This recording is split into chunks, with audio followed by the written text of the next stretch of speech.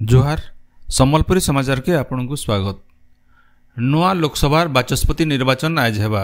लोकसभा बाचस्पति पद लगी एनडीए प्रार्थी भावे आगर बाचस्पति ओम बिरला और इंडिया मेंटर प्रार्थी भावे के सुरेश नामांकन पत्र दाखल करिछन।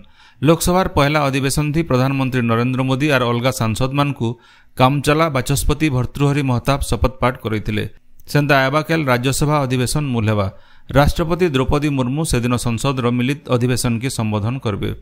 यह अधिवेशन आबा मासर 3 तारीख तक चलबा। 18 नंबर लोकसभार विरोधी दलर नेता हिसाब कांग्रेस सांसद राहुल गांधी मनोनीत होइछन। कांग्रेस संसदीय दलर नेत्री सोनिया गांधी गलाकाल लोकसभार अस्थायी बाचस्पति भर्तृहरि महताब को चिठी लिखिक ई विषय अवगत करिछन। एनो जनै दिया जाय पारे जे 2024 निर्वाचन कांग्रेस 49टा सीट पाइकरी मुख्य विरोधी दलर मान्यता पाइछे। 18 नंबर लोकसभा के निर्वाचित होकर जाइथिबार ओडिशार सांसद माने गलाकाल शपथ ग्रहण करिछन।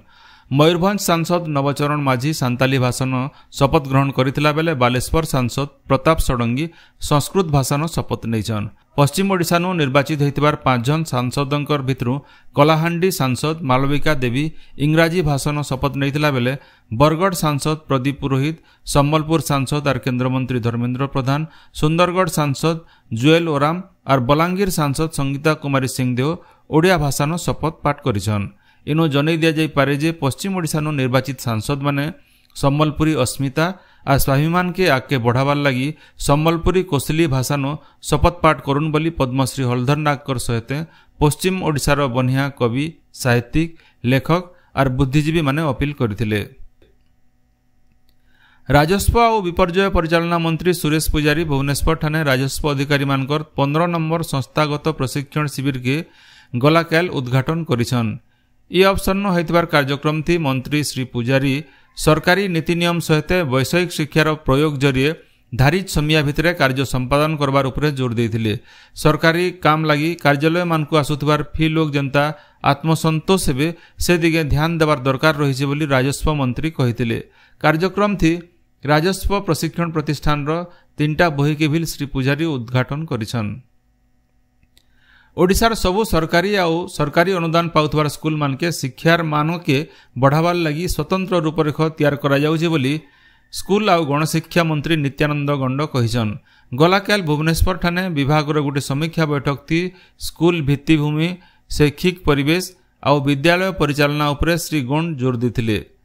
आबा 5 बछर लगी योजना तैयार करा जाइछे। स्कूल मानके बढ़िया शिक्षादान रो व्यवस्था ही राज्य सरकारंकर प्राथमिकता है। भिन्न भिन्न कारण बंद करा जाइथिबार सरकारी और सरकारी अनुदान प्राप्त स्कूल मानकर समीक्षा करा जिबा बोली निष्पत्ति निया जाइछे। हाई स्कूल मानकर भित्तिभूमि थी हेइथिबार परिवर्तन के दीर्घस्थायी करबार सहित आयबा दिन मानके सबु श्रेणी न स्मार्ट बोर्ड लगाबार पाठागार और अलगा भित्तिभूमि रो उन्नति लगी योजना रहिछे बोली से कहिछन। देशे जातीय शिक्षा नीति लागू हेला उतारू केतेटा श्रेणीर पढ़ा बही बदलिबा बोली घोषणा करा जाइथिला। सीबीएसई पाठ्यक्रम 3 और 6 क्लास पाठ्यपुस्तक बदलीचे हेले शिक्षा वर्षर 3 मास हो जाइथिले भी पाठ्यपुस्तक नहीं मिलबारनु अभिभावक मानकर भितरे असंतोष देखा देइछे। बरगढ़ सम्बलपुर जातीय राजपथ बराहगुड़ा पासे अशोका बिलकन तरफु गाँ के जाइथिबार रास्ता न टोल गेट बसा जाउथिबारनु असंतोष देखा देइछे। पंचायत रास्ता मझिनो अशोका बिलकन तरफु ऑफिस तैयारी काम चलीछे। ई बाबदे गाँव लोके बरगढ़ जिलापाल, एसपी और जिला ग्राम्य उन्नयन प्रकल्प निर्देशक के लिखित अभियोग करिछन। इनो जनै दिया जाय पारे जे पौर परिषदर 7 किलोमीटर भितरे टोल गेट बसाबाटा बेआईन होइथिले भी गला केते बछर हेबा अशोका बिलकन तरफु टोल वसूल करा जाउछे। ई बाबदे बरगढ़ जिला वकील संघ और भिन्न भिन्न संगठन तरफु आगरू आपत्ति उठिथिले भी टोल वसूली चलीछे। गला साधारण निर्वाचन समयाथी ड्यूटी थिला बेले मृत्युवरण करथिबार सरकारी कर्मचारी मानकर उत्तराधिकारी मानकु 15 लाख टंका लेखा अनुकंपा राशि के मुख्य निर्वाचन अधिकारी निकुंज बिहारी धड़ मंजूर करिछन। मृतक मानकर भितरे देवगढ़, बरगढ़, नोआपड़ा, गजपति और नवरंगपुर जिल्लार झने लेखा कर्मचारी रहिछन। मुख्य निर्वाचन अधिकारी ई मानकर परिवार वर्ग के समवेदना जनाबार सहित जेते जल्दी हेबा अनुकंपा टंका देवार के जिलापाल मानकु निर्देश दैछन। सम्बलपुर जिला सदर थाना जयंतपुर पासर डाकडेरा छक ठाणे गला राति गोटे सड़क दुर्घटना थी। जने महिलांकर जीवन जाइथिबार बेले आउ 4 जन जबर जखम होइछन। एमाने जाउथिबार ऑटो रास्ता न ठिया होइतिबार गोटे ट्रैक्टर के धक्का देवारनु ई दुर्घटना होइतिला। घटना जगान पुलिस पहुंची करी आहत यात्री मानकु डाक्तरखाना के नैथिले।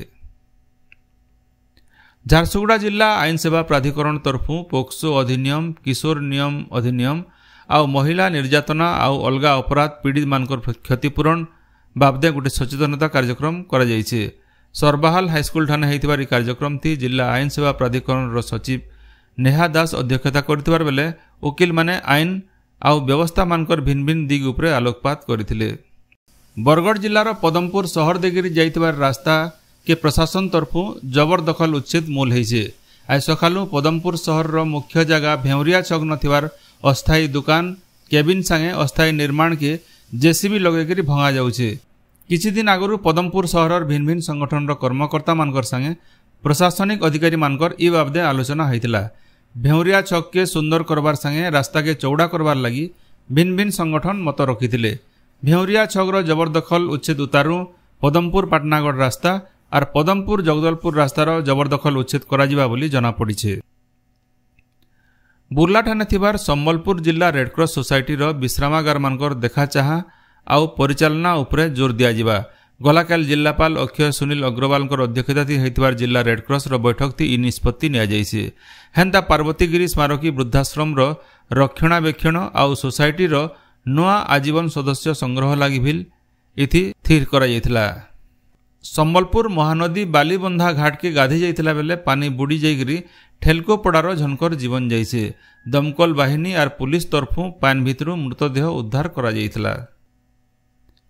केंद्रीय पूर्व बंगोपसागर न गोटे घूर्णिबलय सृष्टि होइछे। इतार बोले आजठानु रायजे जबर वर्षा हेबा। सुंदरगढ़ केन्दुझर सहित उत्तर आउ दक्षिण ओडिशा न जबर वर्षा हेबा बोली आगुआ अनुमान करा जाइछे। आजिर संबलपुरी समाचार इनो शेष होला। जोहार।